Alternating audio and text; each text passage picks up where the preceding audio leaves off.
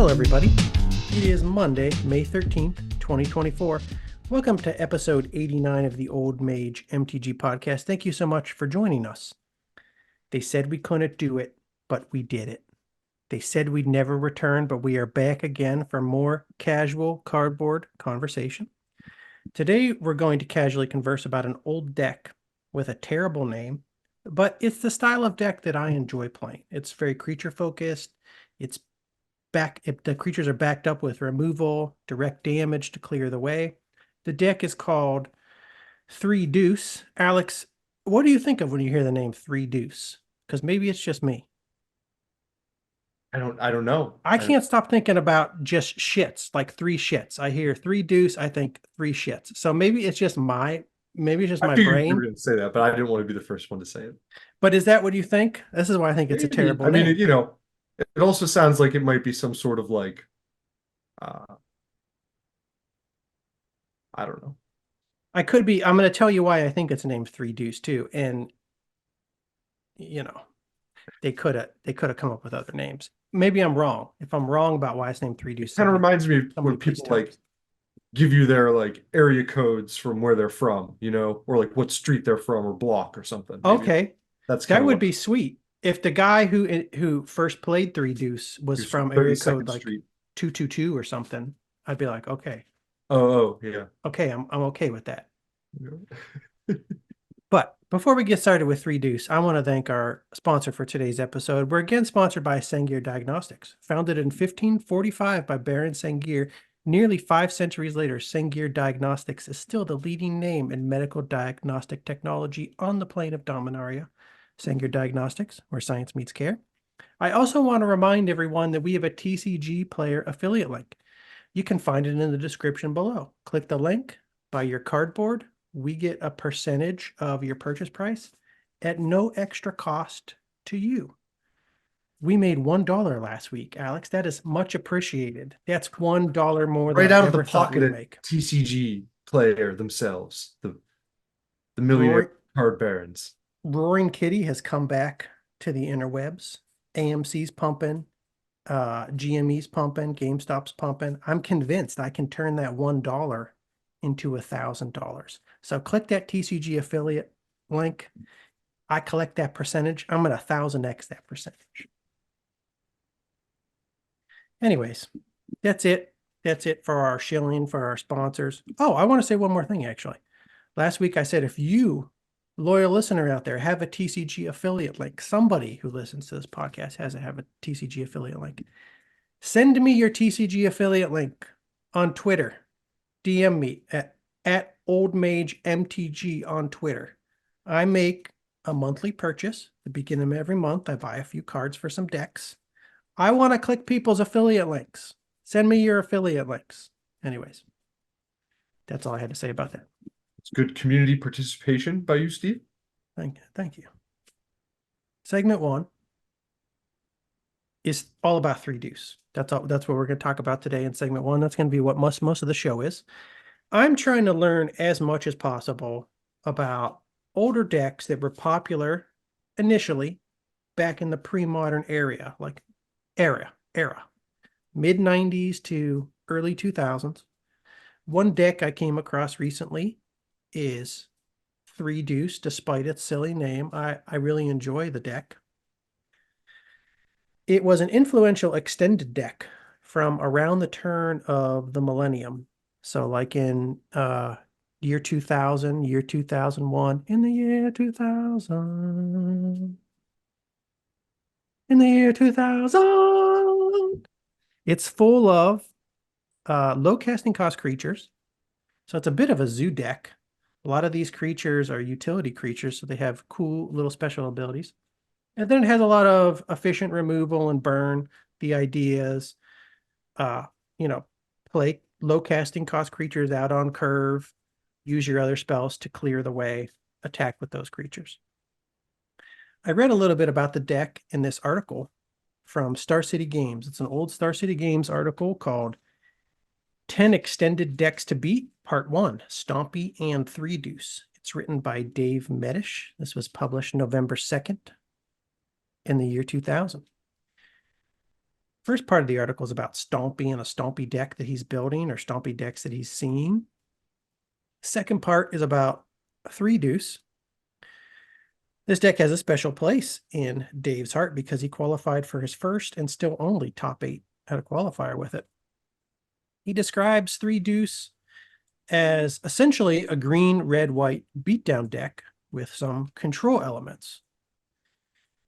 One benefit it has from being multicolored is it's not as susceptible to color hate as other beatdown decks like Stompy or Burn, because it has multiple sources of damage from multiple colors. It also has colorless sources of damage, which we'll talk about once we get into the deck. Okay. And it's a simple idea. Like I said, play creatures out on curve, use removal and burn to clear the way, sometimes burn to the face. It's a game plan that I can very easily wrap my mind around. It's a game plan that I'm comfortable with, a type of deck that I'm definitely not a master of because I'm a master of no decks, but I can sit down and I can pilot this deck. Strengths, he talks about some of the strengths and the weaknesses of the deck. It's has a great versatility. So it's not extremely weak against any one deck, but neither is it particularly strong. It's a bit of a jack of all trades, but master of none. It is strong against enchantment heavy decks and against Sly. So in this meta, there were a lot of enchantment heavy decks. That seems to be the case in a lot of metas. Magic tends to, sometimes print some really powerful enchantments. I think it's strong against Sly because you have multiple colors that you can bring red color hate cards in from, That makes sense. especially white. Weakness is because it's a creature horde deck, any global resets, Wrath of God, Powder Keg, things like that. He also mentions back to basics, price of progress. You're going to have issues potentially with those cards in any 3-color deck you're running. So I want to talk a little bit about the building blocks of a 3 Deuce deck in Extended back in the day. It has a low mana base, 18 to 20 lands.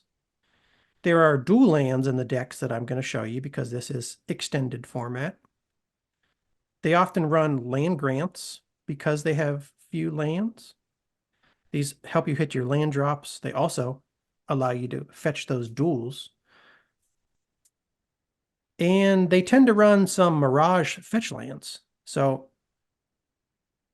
I think there's maybe, he doesn't point out one here, but we'll show the Mirage fetch lands they run later. Actually, here it is, Mountain Valley. I don't know if you remember these Mirage fetch lands out. Yeah, I have one or two of them. I forget which ones, maybe the black red, or I don't know if that even is one. I forget which color combinations they come in, but I can't remember either. But this is the red-green one. Mountain Valley enters the battlefield tapped, so they all enter the battlefield tapped. And then you can tap it and sacrifice it to search your library for a mountain or a forest card, put it onto the battlefield, then shuffle. So these are clearly inferior to the later fetch lands that were printed at Onslaught because those don't come into the battlefield tapped. But this is all that was available at the time, around the year 2000, 2001. I opened a Mirage packs. I have some of these. You said you have some of them from back in the day. I don't remember ever playing these cards. I just totally overlooked them. no, I definitely remember, just not thinking they were very good back then. They were just not on our radar. I think we definitely weren't looking at them as ways to thin your deck, as much as we were kind of looking at them as just like not very good mana fixers when we had dual lands that we were playing with, and dual lands were still around in the formats. But yeah, you can, nowadays I would, knowing what I know now about newer sets and newer cards, I could see how these could still probably be good back then in that, limited environment. Yeah, I totally ignored them, but looking through tournament decks from back around this time in different formats, I still see them show up every once in a while. You'll see 2 in a deck, 1 in a deck. I have some Rocky Tar Pits, I'm pretty sure is what I have. That's Swamp or Mountain. Okay. Bad River for Island or Swamp. Floodplain for Plains or Island. Grasslands for Forest or Plains. And Mountain Valley for Mountain or Forest. Okay. But that's the land base, small land base, dual lands, land grant, mirage fetches to get the lands you want when you need them. It runs a small but efficient creature base. In green, you often see Riverboa. This is because people who play islands need to be punished. Lots of people play islands. Agree. Blue's very strong. It's always good to have a Riverboa in your deck if you're running green. Punish those counterspell players. Granger Guildmage. This was another card that I totally overlooked when I opened it out of Mirage packs, but it was pretty important for this deck. That is 1 green, if you don't remember. 1 green, 1/1 summon wizard. You can pay a white and tap it. Target creature gains first strike until end of turn. You could pay a red and tap it. Granger Guildmage deals 1 damage to target creature or player and 1 damage to you. So just not bad for only 1 casting cost. It's really not bad at all. I mean, that's quite good. In green, to have the power to do direct damage to a creature or a player. I mean, sorry, green and red. It's a green creature, but you also need red on the board. Yeah. It's just strong. I mean, there's a lot of 1-drops. You can play a 1-drop, or you can play a 1-drop that can kill their 1-drops most of the time. So why not play the 1-drop that can kill their 1-drop? You don't have to enter combat. You don't have to deal with mutual destruction. You just tap your 1-drop, you blow their 1-drop off the board. Yeah, I think it gives you it gives some nice versatility. The first strike ability, lets you keep your creatures alive. And I think the red ability is pretty cool because in a 3-color deck, you might have some burn already with red, but your slots might be limited. So this gives you a way to keep pumping out damage without needing more red cards to do it. Mm-hmm.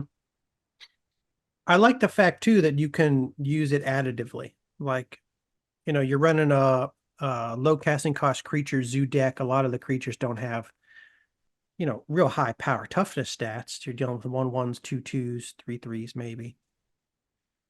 You can attack with a creature if they block, deal the damage from the creature. Then you can also tap the Guildmage, do an extra damage to maybe, kill a creature that you wouldn't be able to kill just with combat. So they have to think about that. They have to keep their eye on the board, be aware of what you have, what's untapped, what mana you have available when they're deciding, how to block and how to attack. Right. It also runs Skyshroud Elite a lot of the time. This is a card that you called the other day. Pretty much a green Curd Ape. It's almost a green Curd Ape. 1 green, 1/1, summon elves. Skyshroud Elite gets +1/+2 as long as any opponent controls any non-basic lands. When you're playing a format like Extended, where everybody's going to be running duels pretty much, this is going to be a 1-drop green Curd Ape a lot of the times. Yeah, and as an elf, it can get elf anthem effects, so that's something that, apes aren't really as good, Sometimes they'll run Elvish Lyrists. I have a hard time pronouncing this word. Lyrists? Elvish Lyrists. This is the elf 1-drop that you can pay a green, tap, and sacrifice it to destroy target enchantment.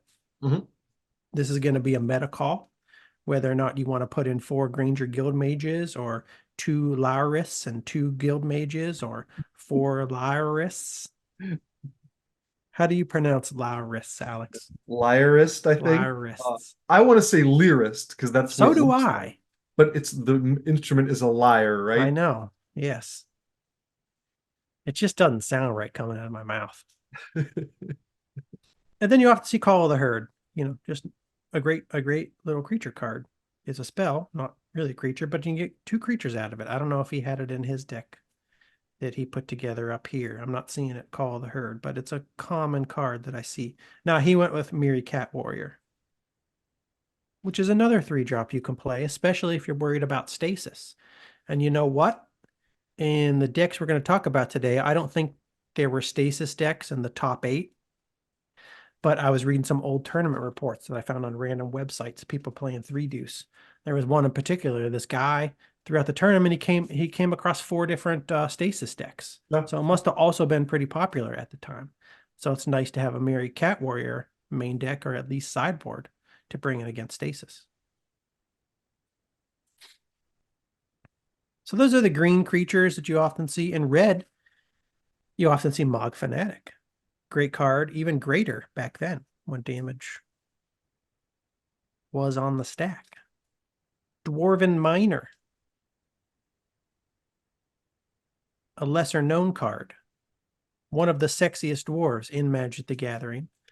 1 colorless, 1 red, 1/2, summon Dwarf. You can pay 2 colorless, 1 red, tap it to destroy a target non-basic land. This guy's going to eat up them mana bases, especially in extended. I also think this is why the guy or the deck is called Three Deuce. Because Three Deuce runs 4 Rancors as well. And if you Rancor a Dwarven Miner, you have a 3/2 creature. That's an odd way to come up with a name for a deck. If I put a Rancor on one of the creatures in my deck, it's 3/2, so I'm going to name the That deck seems Three oddly Deuce. specific. But I believe that's why the deck What was about first named how Three many Deuce. how many like two power creatures does he have? Maybe he has 3 2-power creatures. There's Riverboa. Riverboa, 2/1. If you Rancor that, it's a 4/1. But forget about the Rancor, I just know, like the yeah. base stats. Skyshroud Elite, 1/1. Mog Fanatic, 1/1. Elvish Lyris, 1/1. Granger Guildmage, 1/1. Miri Cat Warrior, Deuce 2/3. Dwarven Miner, 1/2. That's it. If you don't have a Dwarven Miner to Rancor, you don't have a single 3 Deuce in the deck. It's an unusual. It's a mystery for now. We're An gonna have to unusual do name for more the deck. sleuthing to find out why it's called that. And then in white, sometimes you'll see some Savannah Lions, people who just love their lions. They got to put them in every deck. They'll throw the Savannah Lions as a 1-drop in this deck, but most of the time white is here for things that are not creatures. It's there to it's there for the STPs, for the disenchant or the seal of cleansing. The deck also usually runs some form of direct damage depending on the format at the time. You'll see some number of disenchants and or lightning bolts. Lightning bolt would of course be preferred if it's legal at the time. A lot of times it's not legal. You'll see it incinerates instead. And then also Curse Scroll, which was just a powerhouse at this time. This is the colorless source of damage that you usually see in the Three Deuce decks. I don't see it in this version. Yeah, it's there. Where is it? It's right in the middle by Dwarven Miner. Curse Scroll, okay, yeah. A card, again, I never played, even though I was open in Tempest packs. And this card was in like every type 2 or it seems like extended tournament deck. Not everyone, but a lot of them from back around this era. And I just wasn't playing it. I don't remember us really. Well, I didn't have it. I feel like maybe just like, I don't know, maybe none of us had it. No one in our play group had one, so we didn't mess around with, trying to play it. I also wasn't really playing a lot of decks around that time where I would empty my hand and then just like top deck 1 card, and then I would have just 1 card in my hand to activate the Curse Scroll and do the damage, I was very, most of the time I was playing like my blue-white, my red, white, blue budget, the deck, my really cheap, bizarre version of the deck that I built. It was very counterspell heavy, Mm-hmm. It was about card advantage and counters. Yeah, you were using card draw. What's the artifact? Jam Day Tome. Tome, yeah. Yeah, that's a terrible kind of deck to run the Curse Scroll. The Curse Scroll, and yeah. that's the type of deck I was playing a lot of the time back then. Yeah, I got my Library of Alexandria, and that took me to the next level. You're not going to be, you can activate your Curse Scroll when you're focused on keeping a full hand to activate your library, but a lot of the times you're not going to be getting much damage out of that Curse Scroll, situations like that. Anyways, it runs Rancor too. I've mentioned Rancor already. A non-zero number of Rancors always seems right to me in any type of zoo deck where you have green. You have a lot of creatures, might as well put that Rancor in if it's legal. It's a damn good card. But now I'm going to move on to some specific decks. The Also, first by the three way, it has treetop villages we might mention as far as Treetop Village. creatures go as well. Treetop Village in the land. Yeah. The first Three Deuce deck that I was able to find that made an impact on the Magic scene was an extended deck played by Trey Van Cleve at GP Philadelphia in 2000. You don't hear a lot of Treys anymore these days, do you, Alex? I don't think I'm running into a lot of people, a lot of younger people named Treys. I feel like the late Think 90s, it mid peaked? 90s, late 90s was peak Trey. Peak Trey time. What do you think? Maybe. Not many Treys in Ohio. I don't think Trey was ever big in the Midwest. I think Probably not. Trey, I think Texas, I think California. Yeah, I think like West Coast. But this is Cool. Trey Van Cleve's Three Deuce deck.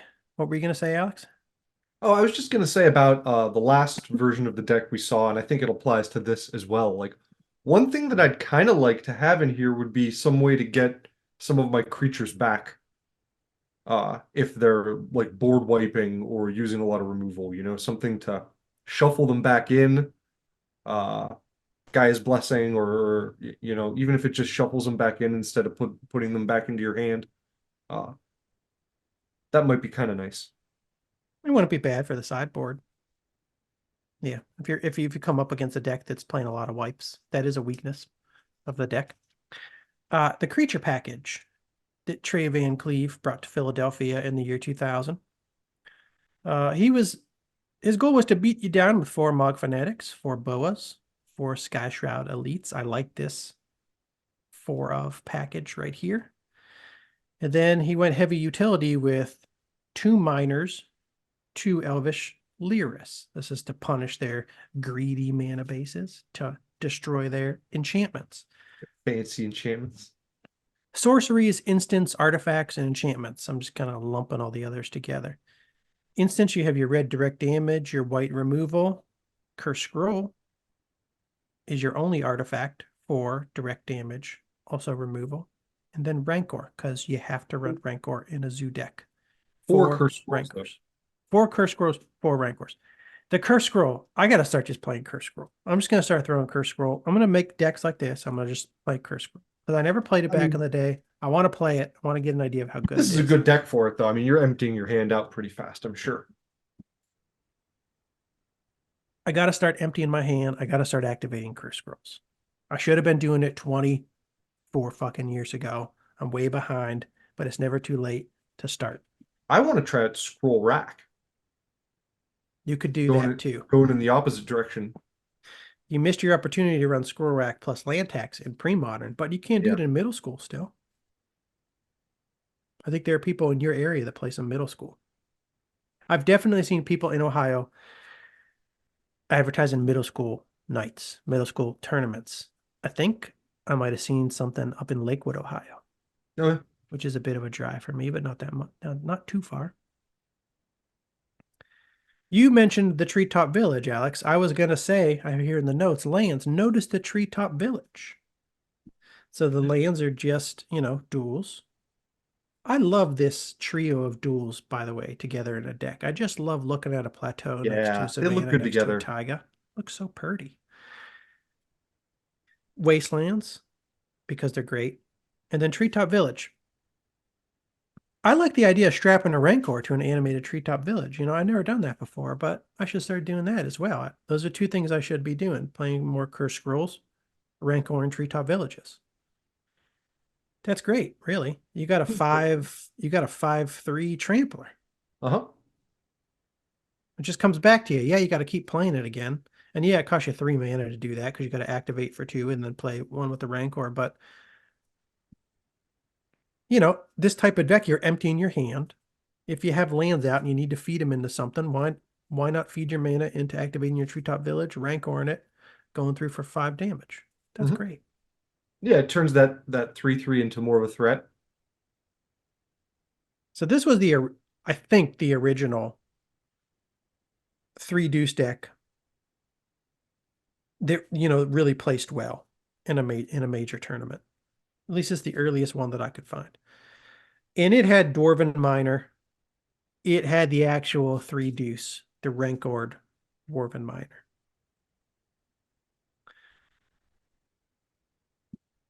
I'm Why? gonna I go don't understand why you're focusing on the Dwarven Miner. because that's where the name of the deck came You from. wouldn't A even, I mean, you're Rancor probably not even gonna Dwarven Miner. Rancor him like you're gonna Rancor the River Boa, right? Or That's the what I would do, and I would call my deck Quatro Uno. But the deck is called Three Deuce, I think, because you could Rancor a Dwarven Miner and you had a No, 3/2. no, preposterous. It's what the internet tells me. So if Is it anybody really? knows, Okay. All right. I'm not making that up. I read it. Okay, Now okay. it's very possible that people are just spreading misinformation to make me sound stupid on my Maybe like one podcast. of the first games he like won by rancoring the Dwarven Miner. And he's like, oh, I'll name it after that, you know. It has to be a goof. But I believe that's actually why the deck is named Three Okay. Deuce. I would prefer it to be named, like you said, after a Rancored River Boa. In that case, it would be Quattro Uno. That actually even sounds better than Three Deuce. Doesn't make me think about shits at all. But I want to pull up a couple of Three Deuce decks that made the top 8 of another Grand Prix around this time. In this case, Grand Prix Las Vegas 2001. Oh, I forgot to mention this too. Three Deuce won. I don't think I mentioned this. Won I Grand Prix assumed from Philadelphia your tone. in the year 2000. It was a tournament that consisted of 582 players. He beat a tricks deck, no, a slide deck, and then 2 tricks decks. Full on tricks, Necro Donate, aka tricks. We'll get in at some into what those decks do exactly in a later episode. A lot of people already know what those decks do because they're 20 years old, but we don't really know. I mean, I got an idea. It's the whole bring your life down with something, in this case, Necro. Playing Illusions of Grandeur, donate some shit. You know what I'm talking about, Oh yeah. Alex. It's one of those decks that came out when donate was printed. Donate, target player gains control of targeted permanent. You control the permanent you want to donate to them, usually Illusions of Grandeur. Yeah. And we've talked about that before Yeah. a little bit. Never really dug deep into the decks. There's probably not that much to dig. There's always a little. You could always go deeper with the decks, how to play them perfectly. What to bring in, what choices to make against the other decks that were popular in the meta. But the general idea of the tricks deck is pretty simple. But that was a really powerful deck at the time. Three Deuce beat it. 2 tricks decks and Sly and 579 other players to take down the tournament. In 2001, there were some Three Deuce decks that showed up at Grand Prix Las Vegas 2001. There were 2 of them that made the top 8. There was Three Deuce by Scott Gerhardt and Three Deuce by Adam Lane. See, they're in the top 8 with Wild Zombies, 2 PT Junk decks, a Threshold Geddon deck, and 2 The Rock and His Millions decks. Three Deuce came in number 2, losing to Michael Pustelnik, who we talked about in a previous episode when we first learned about The Rock. Yep. Lost to his Rock and His Millions deck. I'm going to start with the Three Deuce deck piloted by Scott Gerhardt. I think I'm pronouncing his name correctly. Creatures, the miners are gone, Alex. This is why I'm talking about the miners so much. Not just because that's where I believe the name of the deck came from, but because I see a year later, all of a sudden people are taking the namesake of the deck, they're taking it out. They're replacing it with Granger Guildmage, which I think is actually a better choice. I'd rather be able to pay 1 red mana to ping my opponent's bird, to ping my opponent's Elvish Lyrist, to ping my opponent's whatever other 1/1 he's playing, as opposed to paying, what was it, 2 or 3 mana to activate the miner? 3 mana. It was like a Stone Rain. Yeah, 3 mana, 2 to play, 3 mana to activate to Stone Rain just a non-basic land. Mm-hmm. I prefer the Guildmage in this slot. The miners are gone. The Granger Guildmage enters the battlefield. The 4 Mug Fanatics and the 4 River Boas are still here. Those seem like a must. Yeah. 3 Granger Guildmage, 2 Elvish Lyris. The number of Lyris will depend on your meta at the time. Interesting addition of Goblin Legionnaire. I saw that. Yeah, I like it. Goblin Legionnaire. I don't see a lot of people running this in their 3 Deuce decks, but he made that choice. He came in number 2. I like this card too for its damage dealing capabilities. Of course, that's what it does. One negative about it, though, in this deck is you now have another creature with an activated ability that requires mana. So it's like every turn you might have multiple creatures out that have activated abilities that require mana, and you're just not going to have enough mana to do all the things you might want to do. You might need to regenerate your River Boa. You might want to activate your Granger Guildmage. You might want to activate your Elvish Lyris. You might want to activate your Cursed Scroll. Yeah. So you have all these. It's great to have mana sinks. You have Call of the Herd that you could be flashing back. It's great in decks where you're emptying your hand to have things like Cursed Scroll, like Call of the Herd, like creatures with activated abilities that you could sink your mana into. But you don't want to have too many of those. Right. Everything's so low curve here, though, low cost. I feel like you're probably okay. Beyond after the first few turns, you're gonna have leftover mana probably all the time. Yeah. But I do like that card. I do like the Goblin Legionnaire. Sorceries, instants, and artifacts in this deck. Everything we've talked about already, plus Wax Wayne. Wax Wayne is one of these split cards that you and I both saw for the first time not that long ago. And we were like, what the fuck did they do to our game? What have they done? Yes. But I've started to like them after I started. They're good though. After I started to play them, I started to enjoy them. And kind even though aesthetically they're not the most pleasing, it's hard to ignore their utility, and you know they've been around for a while at this point and are established. So it's kind of like, yeah. When they came out though, the first time I saw that, I just I don't know. I thought it was like gimmicky, and yeah, ruined the feel of stuff. just print 2 cards, man.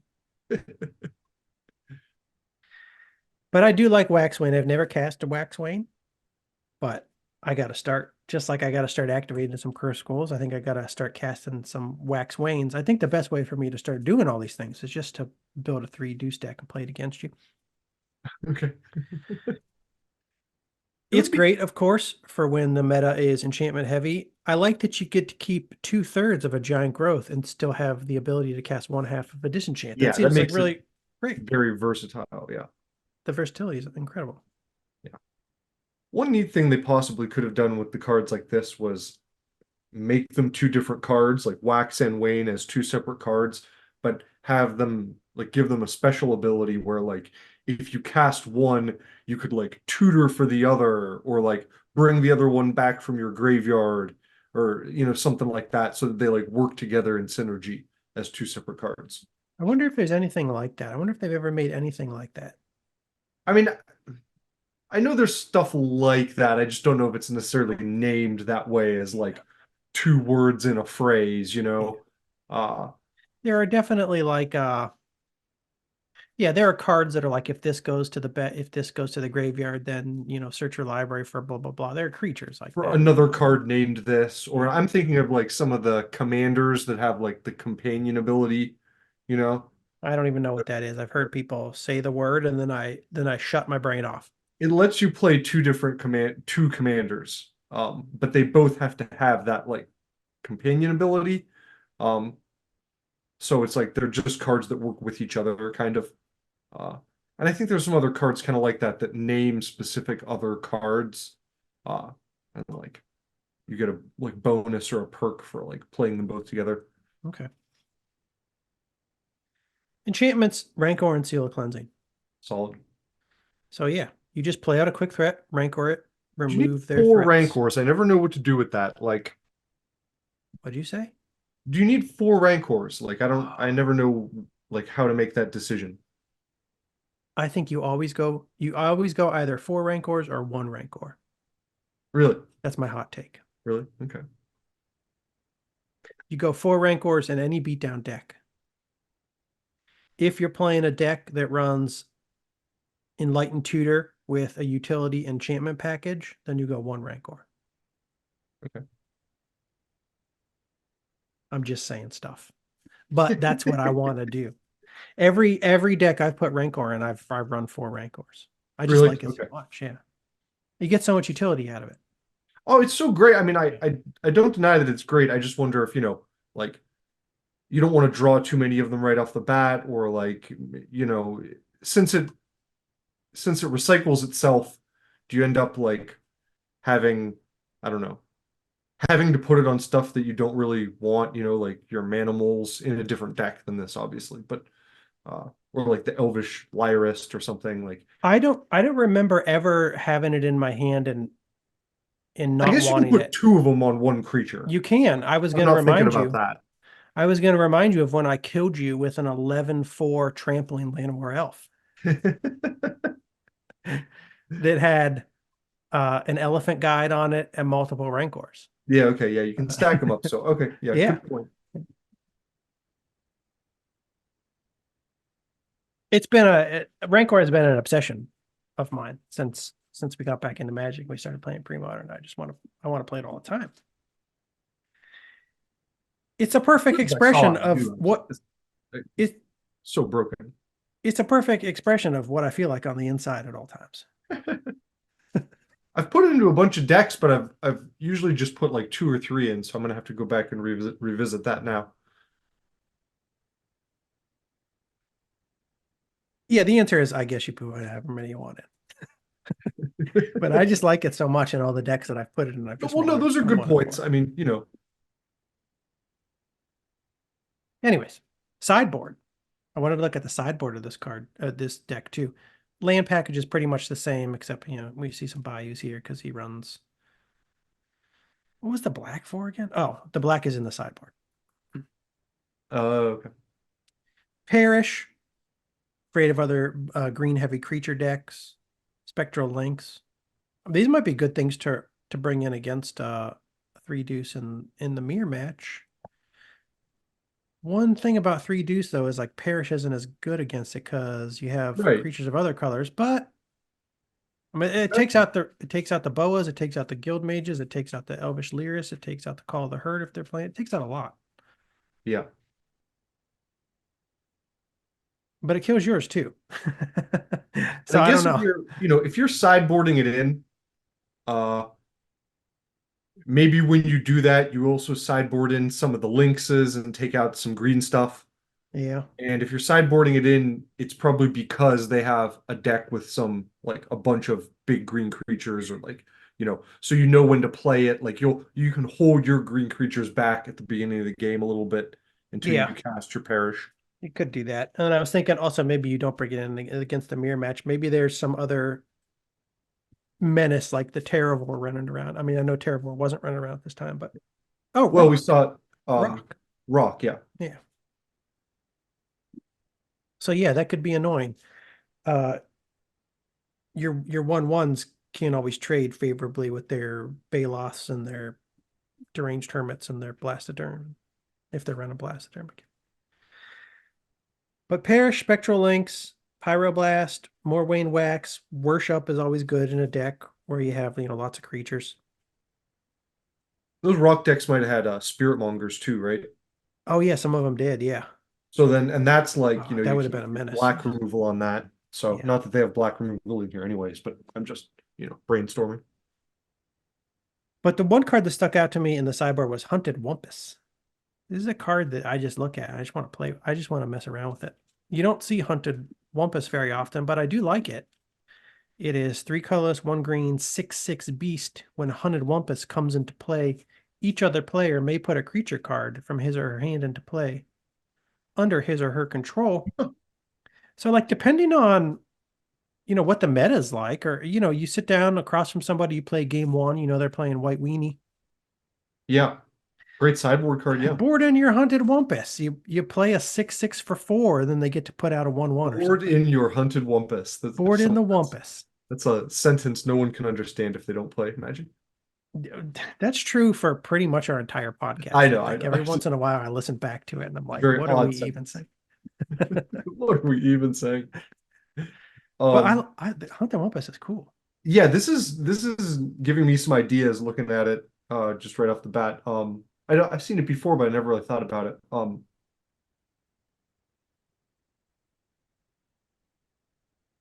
There was something Anyways, else I was going to say about it, and I forgot now. keep thinking. Oh, I know. With in black green, if you're using like duress, or uh, what's it, cabal therapy, now you're getting a look at their hand, Yeah, and then you can decide when to use the hunted wumpus. yeah, yeah. That's true. Look at their hand. They got nothing that you're afraid of them dropping. Play the Hunted Wumpus. That's 6/6, and you Rancor 6/6, and you have an 8/6. Yeah. You have an Ocho. You have the deck is now called Ocho Siete. Anyways, this was what did I say? I was tied for 5th to 8th place at GP Las Vegas, Three Deuce. The second place deck at GP Las Vegas 2000 was also a Three Deuce deck. This one was piloted by Adam Lane. Gonna have a quick look at this one. Pretty much the same as the first, but the incinerates were replaced just with more creature stuff. More Call of the Herd. Sky Shroud Elite is in the place of Goblin Legionnaire, which, to be honest, I kind of think I like that. I think I like the potential Yeah, for the one drop it's Curd just 8. a nice one drop. The Legionnaire is kind of cool, but it's 2 mana of different the I feel like they're like the secondary and They tertiary are, colors of your yeah. deck, right? Like, Yeah, that's the biggest issue. Yeah, I didn't even mention that, but that's probably the biggest reason I wouldn't choose. As much as I like that card, I wouldn't choose it for Three Deuce because, yeah, it's the second and third most important colors in the deck. Well, maybe not most important, but or mana at base least wise. they're at least probably the colors you're not playing as fast. You're going to start off playing green stuff probably. Yeah, yeah. So you should build your mana base so you have you're more likely to drop some green turns 1 and 2. Anyways, so Sky Shroud Elite, I like bringing this back. I prefer the Sky Shroud Elite in that spot. Sideboard, a little bit different, brings in some hate against graveyard decks. They talk about how this deck can be good against burn, especially after sideboarding, and I saw this in a couple Three Deuce decks.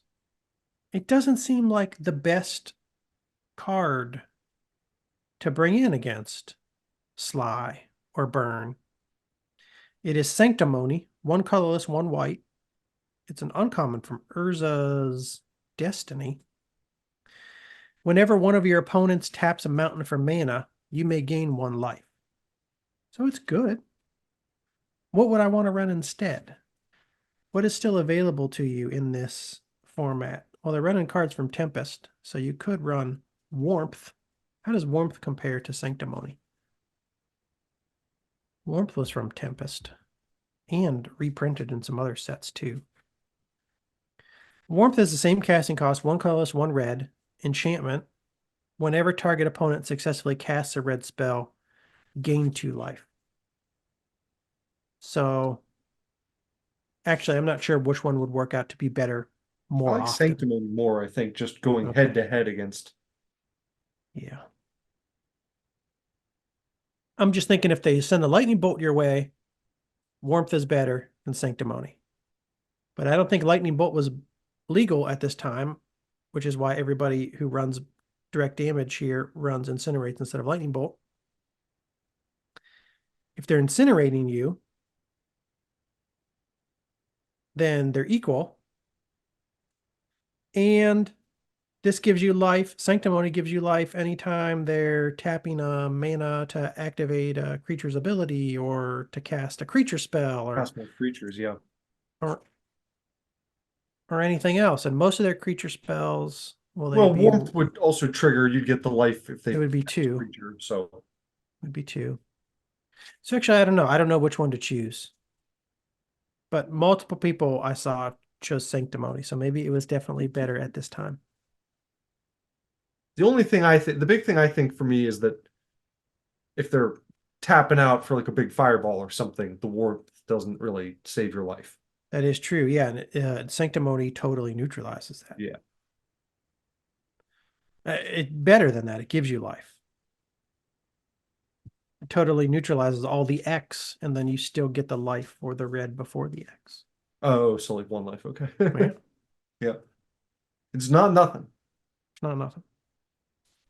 And then he runs Spike Feeder, which I'm a little bit confused about. Spike Feeder is 1 colorless, 2 green, 0/0. Comes into play with 2+1/+1 counters on it. You pay 2 colorless, remove a +1/+1 counter, and put the counter on a target creature, or remove the counter to gain 2 life. I like these cards. Again, cards that I never played, the Spike cards. But they can be really powerful in the right type of deck. I'm a little bit confused as to why it's in the sideboard of this particular deck, because I really like them in decks where you can find ways to replay them over and over again, to loop them, potentially go infinite in some types of decks. But I look at this deck and I don't see anything other than a Spike Feeder that you just play once.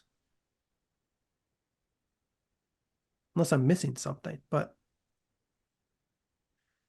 as it is, it's just a 3-drop that you could feed mana into to gain 4 life max, or to give 2 of your creatures +1/+1.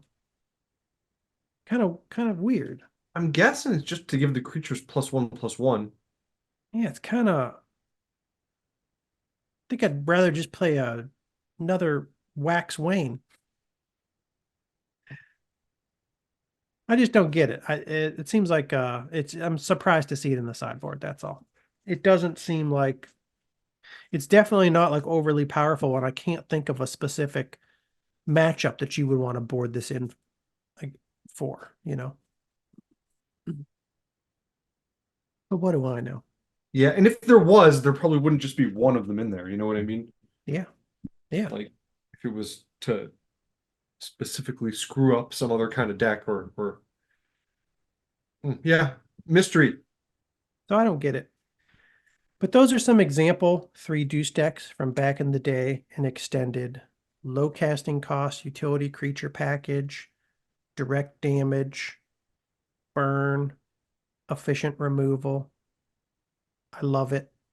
Yeah, I like them. Cards that I like, color schemes that I like. Fun, easy decks and cheap to build too, I think. I mean, obviously these have dual lands in them, but you could make pre-modern versions of this pretty cheap. Oh, could you really, Alex? It's funny you bring that up, because the next Did I thing I was going overlook to something? say, Is there no, something expensive or is it just no, you could. I was going to no? say, just it's funny you bring that up, because the next thing I was going to say is, what about Three Deuce and Premodern? Ah, Well, it's not at the top of the heap. You know, people like making their tier lists. Tier 1 decks, tier 2 decks, tier 3 decks. Three Deuce ain't tier 1 in Premodern. It ain't tier 2 in Premodern. I don't even know what tier it's on. I just know that it's definitely not top tier. It was back in the day in certain times and extended, not now in Premodern. But if you go down far enough in the tiers, you can find some people playing some Three Deuce and Premodern, and it's still a fun deck to play. Maybe you're going to lose to Goblins most of the time. You're going to lose to Dreadnought most of the time, probably. But you can get some wins, and you can build it without spending too much money. I found this deck on TC Decks. If you look around on TC Decks, you see a number of Three Deuce decks in Premodern.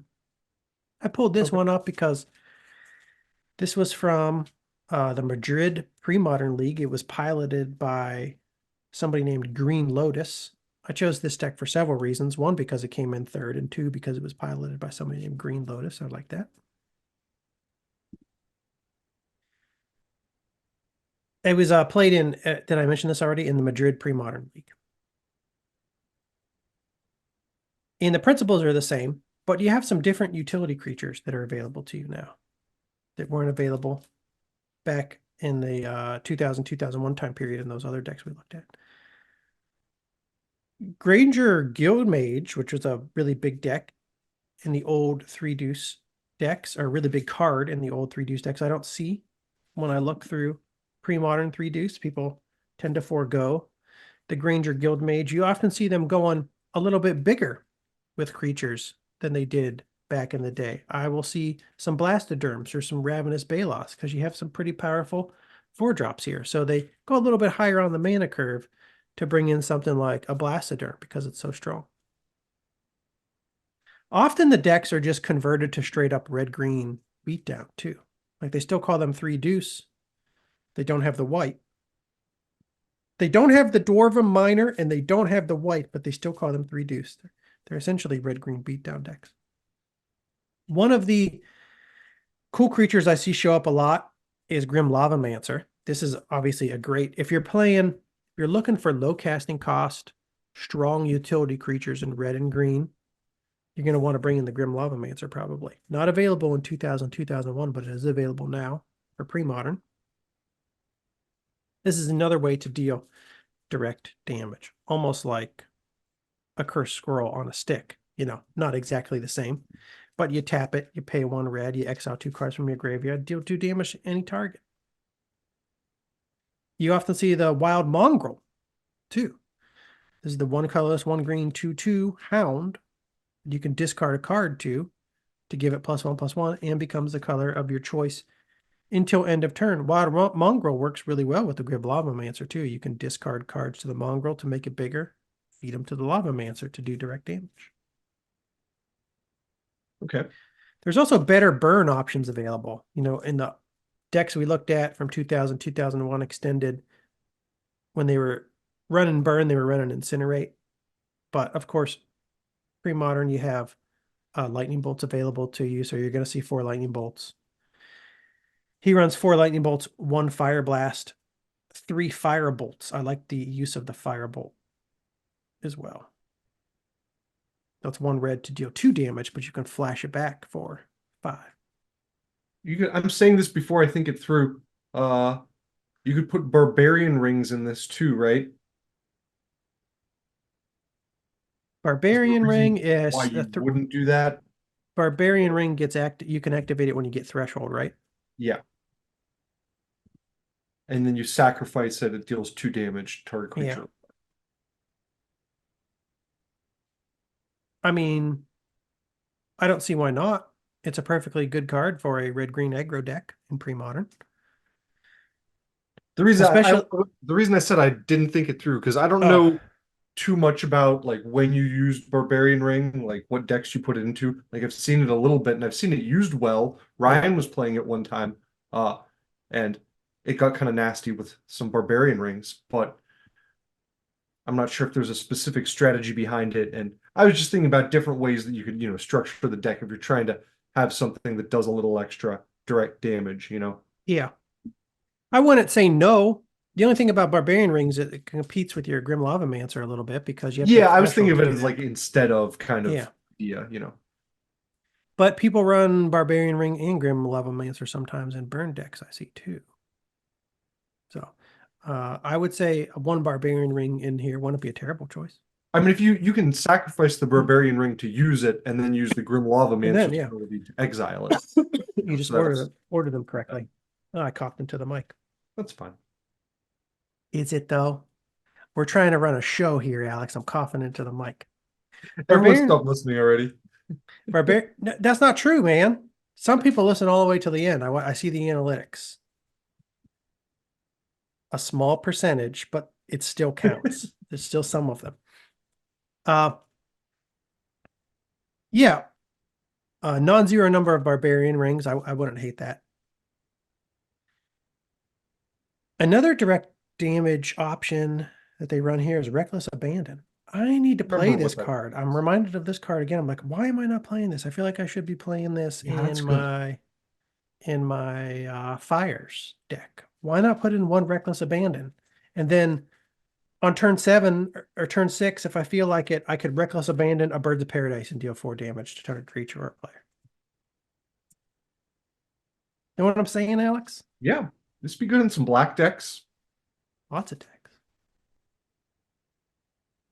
But anyways, here's an example of a pre-modern, a Three Deuce deck. Creature heavy, Blastoderm, Grim Lavamancer, River Boa, Mog Fanatic, Wild Mongrel. Instance, you have Lightning Bolt available to you. Fire Blast. He goes 2 naturalized main board, as I often do, because you're often facing some annoying enchantments and artifacts. Sorceries, you got Call of the Herd, you got Firebolt, and he's going crazy with the 1 Reckless Abandon. I like that.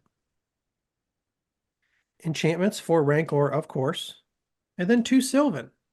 You have this card draw potential to, for card draw in pre-modern that you didn't have back in the 2000-2001 extended environment in green. You can run Sylvans. 2 Curse Scrolls. And then the only thing that makes this card, well, I mean, the deck, Sylvans are pricey, but you don't need to buy Sylvans to make a pre-modern 3 Deuce. You can go Sylvan less. And they aren't that bad anyways. You can get a budget Sylvan library.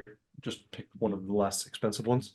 Actually, they've reprinted it again recently, right? Yeah. It was in Dominaria United, right? Or yeah, something like that. I was forgetting about that, and I was thinking you had to either get the Legends or the 4th or 5th edition one, whichever edition that was. Yeah. Dominaria Remastered. Oh, they're still over $20. Okay. 27, 22, depending on the art. Dang. They're the same price as the 4th and 5th edition ones. Wow. It just leveled out there. The only thing that makes the deck really expensive are the fetch lands. 2 Bloodstained Mire, 4 Wooded Hills. Of course, it's better because they feed your Lavamancer, but you don't need the fetch lands to run these decks, to play these decks, I don't have 4 Wooded Foothills in my Fires deck, and a lot of people run 4 Wooded Foothills. I only got 1, so that's how many I have in the deck right now. I said Footed Woothills at first, but I corrected myself. But there's a pre-modern 3 Deuce. When I was looking through 3 Deuce, I was also reminded about the Guildmages, And I remember that the Guildmages were a cycle of cards in Mirage. Oh yeah. You had one for each color. You had your Armorer Guildmage, which was 1 red, 1/1. You could pay a black, tap it, target creature gives +1/+0. Pay a green, tap it, target creature gets +0/+1 to end of turn. Underwhelming. I don't see the Armorer Guildmage played much, really. Same with the Civic Guildmage and the Shaper Guildmage. These don't get a lot of play. I don't think that they really ever got a lot of play. Civic Guildmage is the white one, 1 white, 1/1. You can pay a green, tap it to give target creature +0/+1 until end of turn. Same ability that the Armorer Guildmage had. Or you could pay 1 blue, tap it, put target creature you control on top of owner's library. I'm liking that ability a little bit more. I might be a little bit like that. more likely to run the Civic Guildmage. It'd be nice to pair with something that like just gives you control over your opponent's creatures for a turn. Like if you used a spell that like flip-flopped creatures with them for 1 turn or something, then you can put it on top of their library. Janky combo though. That sounds exciting for some stupid deck that I have right now, though. Oh yeah, my Rootwater Matriarch deck. Oh yeah, okay, yeah, something like that. Oh no, that'd be way too much because I'd have to enchant it and then steal it, and then put it back on their library, and then enchant it, and they play it, and then I enchant it again. Okay, that's not gonna work. That's too janky, too much jank. It would work with some modern card that they'll bring out that's an awesome creature, and when you play it, like you swap creatures and other stuff happens. Shaper Guildmage is the blue one. 1 blue, 1/1. Pay 1 white, tap it. Target creature gains first strike until end of turn. Like a little bit more. It's one of the abilities that the Granger has. Or pay 1 black, tap it. Target creature gets +1/+0 until end of turn. This one's I like it more than the I think it's a little stronger than the red one. The problem is that the first strike and the +1/+0 both sort of do pretty similar things. They're both making your creature like powerful enough to like kill another creature. More powerful in combat. Yeah. I mean, I It's guess my. maybe the toughness is more like the first strike because it lets them survive. But That's what I was gonna say. yeah, But I think the armor is my least favorite. Shaper Guildmage is my second least favorite. Civic is right in the middle. I like the Granger probably the most. The Shadow Guildmage is the other one. When I was looking up old decks, searching for these cards in old decks, the Granger Guildmage, of course, showed up in Three Deuce. The Shadow Guildmage was the only other Guildmage that really showed up in tournament level decks from back in the day. So I don't think really they ever saw competitive play other than the Granger and the Shadow Guildmage. The Shadow Guildmage was doing work in different decades. So this is just from MTG Top 8. Shadow Guildmage was pretty popular back in 1997, like around the time well, it has the direct damage ability again now the direct that damage ability. Exactly. Ranger does, so that's good. And then it came back. So 1997, Buried Alive, Bone Dancer, Voodoo, 3-color black, 4-color black, probably different types of black aggro decks. And then it came back in 2008 in Standard. It was all over the place. In black-red tokens, in Torrent decks, red-black aggro, red-black Fury Husk. But yeah, they're definitely the best, and it's because of their direct damage ability. I mean, that's just strong. If you have a creature that can sit on your side of the board and blow up 1/1s on your opponent's side of the board, it's a pretty good 1-drop. I mean, that's what Mog Fanatic does, but you have to sacrifice Mog Fanatic to do that. You get to do it once. You can repeatedly activate these. And yes, you take a damage, Yeah, but but you're just using your life total as a resource to as a kill resource. things, so that's nice. I will take a damage to destroy all of your creature rank, to blow up your elves, to blow And up if your you're ahead birds. on life, you can just keep doing it to your opponent to finish them off, Yes. instead of tapping their city of brass over and over again. Yes. So they're very good. Those two in particular. In addition to the cycle of guild mages and Mirage, there's a whole bunch of other guild mages, Alex. Holy cow. We're not going to talk about these in any great detail, but Mirage was not the end for the guild mages. It was just the beginning, really. According to my research, there are at least 36 different guild mages. I'm focusing on the guild mage because the Granger guild mage was my favorite thing that I remembered when I looked at Three Deuce. I was like, oh yeah, there was this card. I never really played it. I think it's much better than I realized it was back in the day. But you have a bunch of different grade guild mages from different sets. There were definitely guild mages in Ravnica sets. So some of these are That's what I was different. going to guess. Yeah, I figured that would be. I almost just said that. Yeah. Some of them have this weird casting cost where it's like half white, half blue. This means you could pay either a blue or a white, I right? like that mechanic. I don't like how it looks on cards because It I'm does not look used bad. to it, but I wish they had uh this goes against what I was saying about the double cards like Wax and Wane, I guess, but I kind of wish they had introduced this way back when, and it was like a thing in the game earlier on. Yeah, these are from Ravnica Remastered. Some of these, they're activated abilities. These are all, I think they're all 2/2s. Yeah, all the guild mages post Mirage, it looks like they're all 2/2s. Their activated abilities aren't always much better, but they are always more expensive as opposed to just 1 mana. Sometimes it's 2 mana, Yeah, I'm seeing some X's in there. I'm seeing sometimes it's some 3 mana, sometimes it's way more. From Ravnica Remastered, you can tap target creature or counter target activated ability with the Azorius Guild Mage, but those take you 3 mana or cost you 3 mana. Boros costs you 2 mana to give a creature haste or first strike until end of turn. So this is like worse costed than the first strike abilities of the Mirage. Mhm. The Mirage Guild Mages. I like the look of these ones, especially. These are another Ravnica set, I think. Ravnica Allegiance, when this is pointing downwards and when the symbol is pointing upwards, we're looking at Guilds of Ravnica. Oh, That's a beautiful looking card right there. But yeah, from the Guilds of Ravnica, 1 mana to give you trample. I love that in the green one. Conclave Guildmage. 1 green, 1 white. Green tap creatures you control gain trample until end of turn. That's good. That's good. I I get overly excited about trample. But the second ability, yeah, 5 mana, 5 colorless, 1 white, tap, create a 2/2 green and white elf knight creature token with vigilance. Yeah, not amazing, but definitely a mana dump later in the game. Mana But the dump first later. ability is great, and it's a 2 mana 2/2 with that ability, so it's pretty sweet. Pulp Guildmage, 3 colors, 1 black, tap. Target player discards a card. Activate this ability only time you can cast a sorcery. Not great for, discarding 1 card. So they're not overly powerful. Some of them are pretty cool, though. Golgari Guildmage. We're looking at an elf shaman that can return a creature I like the from your picture. graveyard to your hand. It costs a lot of mana. 5 mana for that. Ooh, yeah, I don't like that ability.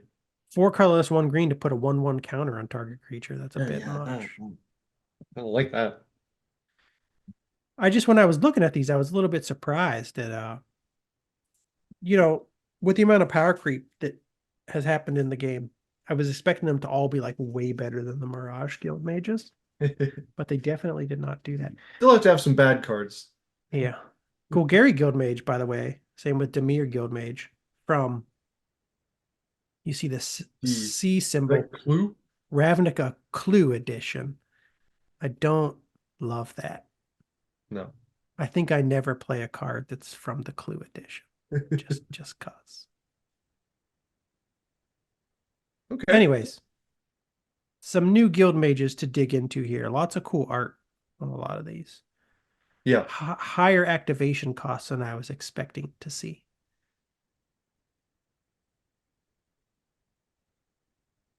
That's it for the guild mages today. We're going to go on to the next segment of the show, Alex. The next segment of the show is going to be the final segment of episode 89 of the Old Mage MTG podcast. It is the Old Mage Commander Corner, where we add some more cards to our 2024 Commander decks. They're almost ready, but not yet. Mine is still in progress. As you can tell from the name of my deck, it is called a deck in progress. My commander is a Togatog. I just realized today I didn't have a Togatog separated out as my commander in Moxfield. Oh, It was just here with all the other creatures. people have probably been fuming at home. Nobody's left an angry comment. But again, very few people make it all the way to the Old Mage Commander Corner. But yes, this is an old frame only, a Togatog deck. The idea is to play ATOGs to sacrifice those ATOGs to a Togatog, or to perhaps sacrifice other permanents to some of my other ATOGs and come through for big damage. I'm not running all of the ATOGs, even though there aren't that many of them. I'm still not putting all of them in my deck because some of them are just too bad. I'm most excited about the ATOGs that eat enchantments, the ATOGs like Thaumatog, the ATOGs like Phantatog, and of course Segatog, because it's just damn good. Because I'm really into the ones that can eat enchantments, I'm also focusing on enchantments in this deck. I'm trying to put in a lot of enchantments. Because I'm putting in a lot of enchantments, I'm also running enchantresses because I'm going to be hopefully playing a lot of enchantments, and then when I play them, I can draw more cards with my enchantresses. So there's a whole enchantment theme to this Togatog deck. Today I'm going to add 2 artifacts. So after talking about enchantments, I'm not even going to add some enchantments. I'm going to add artifacts. These artifacts can be feed for the original ATOG, which is known just as ATOG. And That creepy bastard. the first enchantment I'm adding goes really well with a Togatog. It is an enchantment that people told me to add, and I was like, I think I'm going to add it. And they were like, you haven't added it yet. And I'm like, I think I'm going to add it. Well, today's the day that I'm adding it. I don't actually own a copy yet. I'm going to have to buy one. I'm adding Lifeline to the deck. If you don't know what Lifeline is, it is a reserve list rare from Urza's Saga. So it's not super cheap, but I think it's somewhere in the $20 range right now. It's 5 mana. Whenever a creature is put into a graveyard and a creature is in play, return that creature from your graveyard to play at end of turn.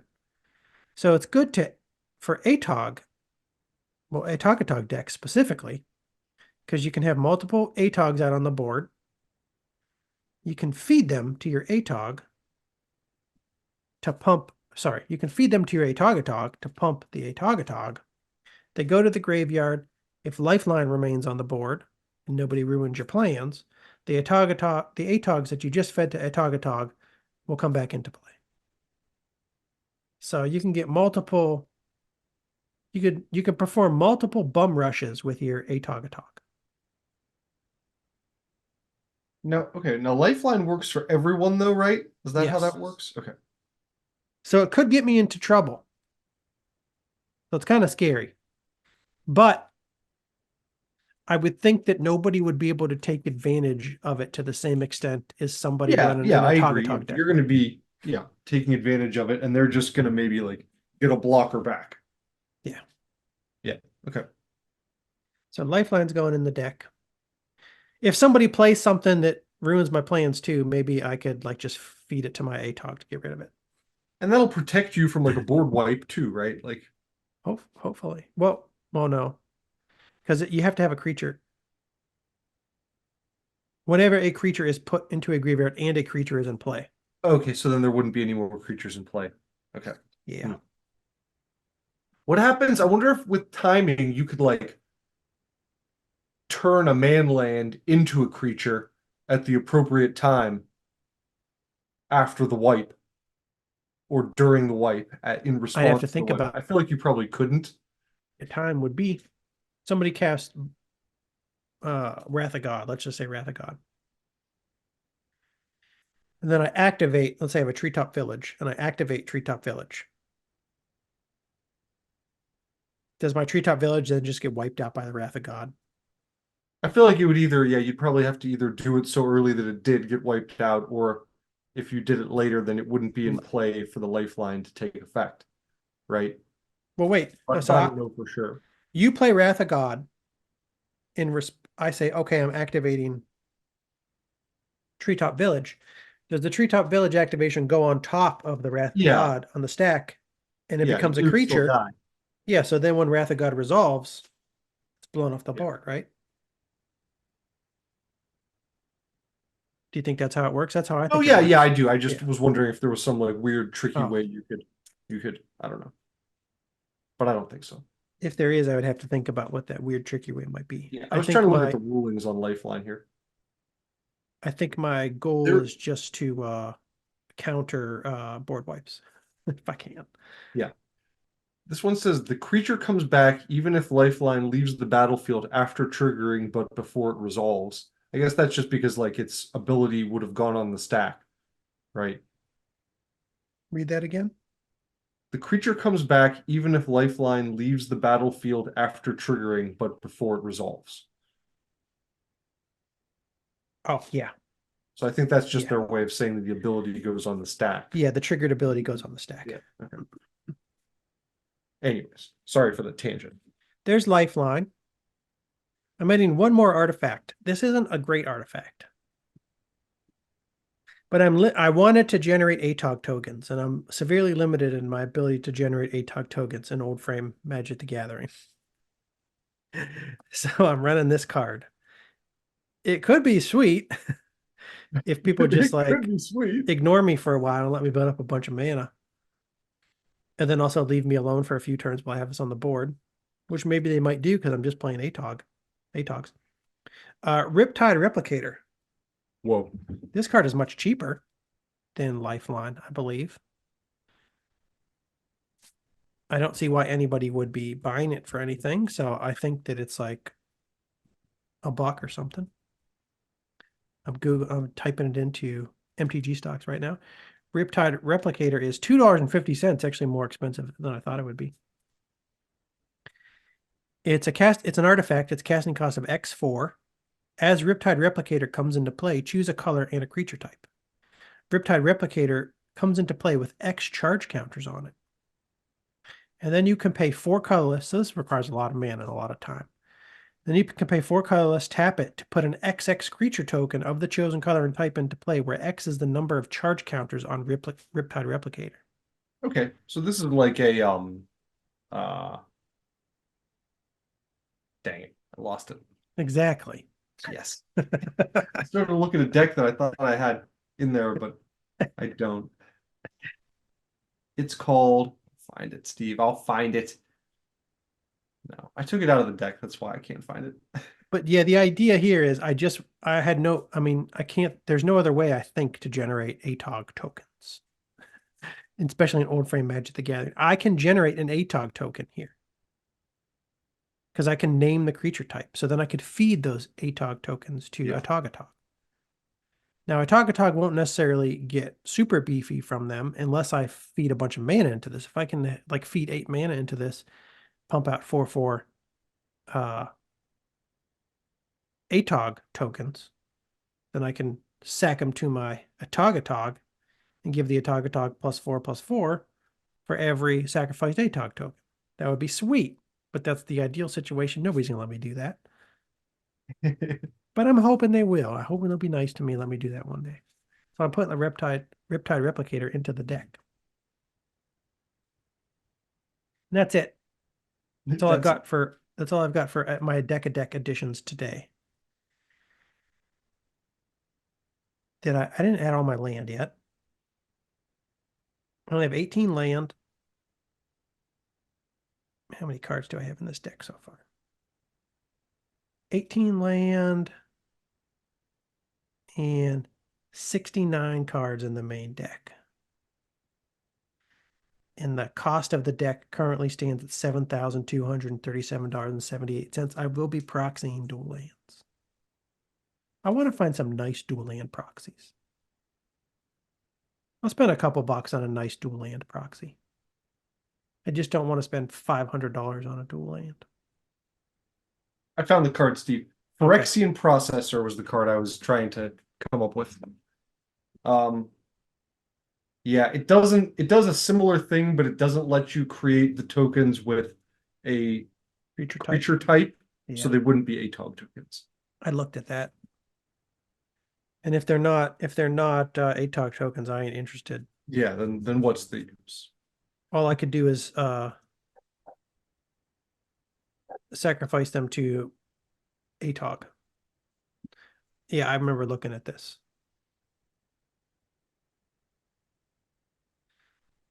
Oh, now it's just more mana friendly to set up because you have to pay life.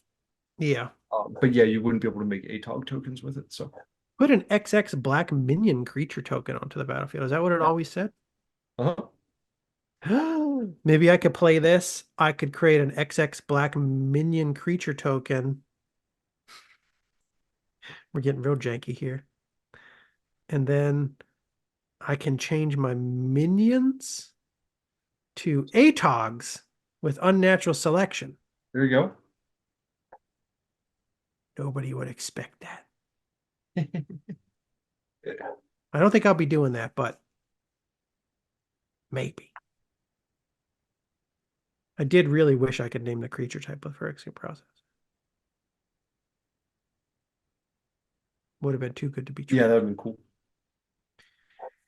Anyways, on a Seaton's Power, Alex, your 2024 Commander deck helmed by Seaton, Crosan Protector.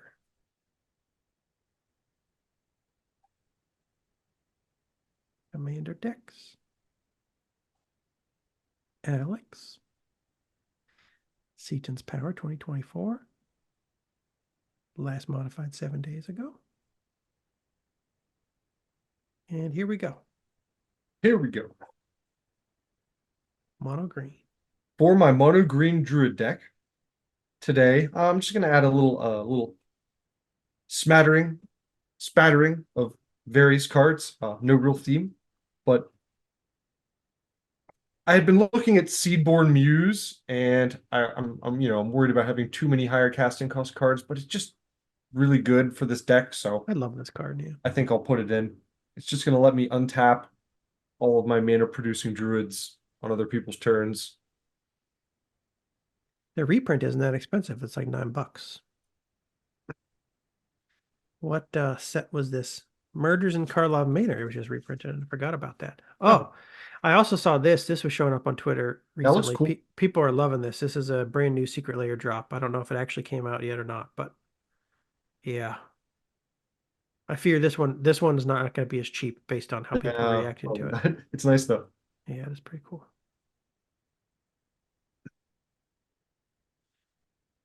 First printed in Legions, $20. Seedborn Mew. Alex, you take that Okay. $1 we got from somebody clicking our affiliate link. You put that into AMC or GME stock. 20 exit, buy a Seedborn Muse. Awesome. All right, another card. How about Multani's Presence? How about it? One casting cost enchantment, quick to bring out, and gives me some card draw, and stops people from countering my spells, maybe. I Some forgot what anti-counter hate for the 4-person game. I feel like that's good. this one does. Yeah, so one casting cost enchantment. Whenever a spell you play is countered, draw a card. Okay. Yeah. Yeah. Yeah, cool. Don't fall down, tree guy. Looks like he's about to trip in the mud. Yeah. Like he's just animated and he's not used yet to being able to being mobile. Or is it a guy becoming a tree? Oh, the other way around. Yeah. Holy I can't cow. tell. Can't tell. Was a spell cast on a human being and he's being converted into a tree form? The world All will right, never and know. then I have a removal spell I want to add today.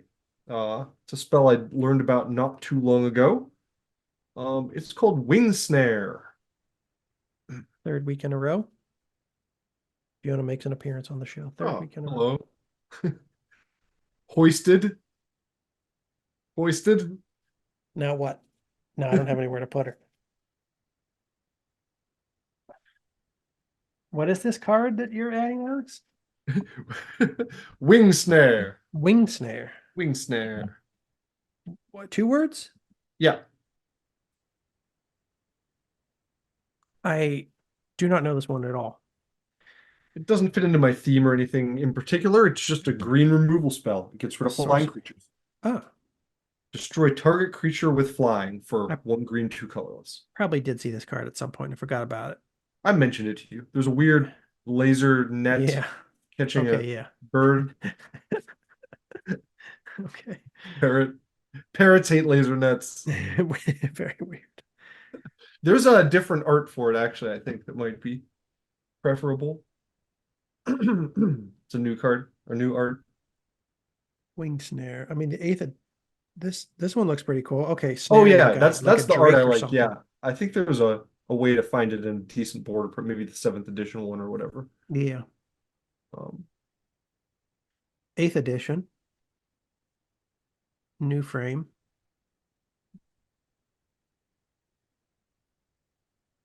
Do you want to go with the white border 7th edition? yeah. Oh, wait. Or you can go with the black border 7th edition, but then it's a foil.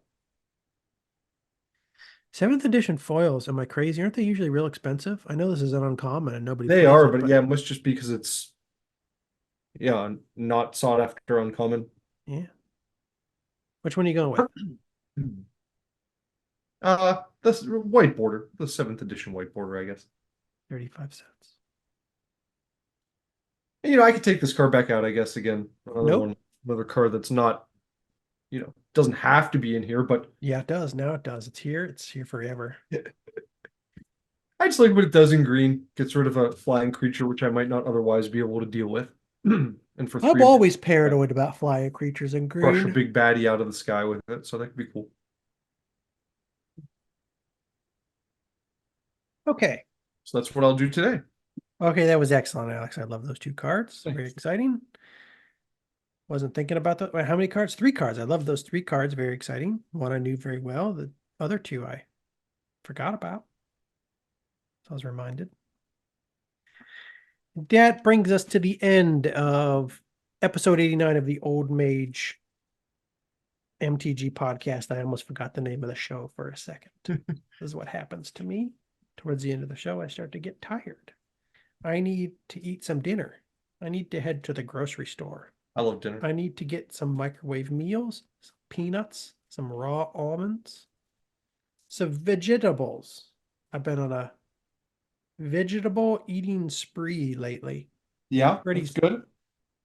Pretty soon, I won't even have to go to the grocery store for vegetables. I'm getting ready to plant my garden again. Alex, I have a beautiful Swiss chard. I have some Swiss chard too here, Steve. Brand new little baby Swiss chards. I mean, it's looking beautiful, and I was thinking to myself, I needed to Google this, and I forgot to Google it. So I'm just Googling it now live on the show. I planted it last year. I planted it the year before too, and at the end of the year, I just dug it up with everything else. But this year, for some reason, I don't know why, I was cleaning out the garden at the end of the year, pulling everything out, and I just got so lazy that I just left one thing there all winter.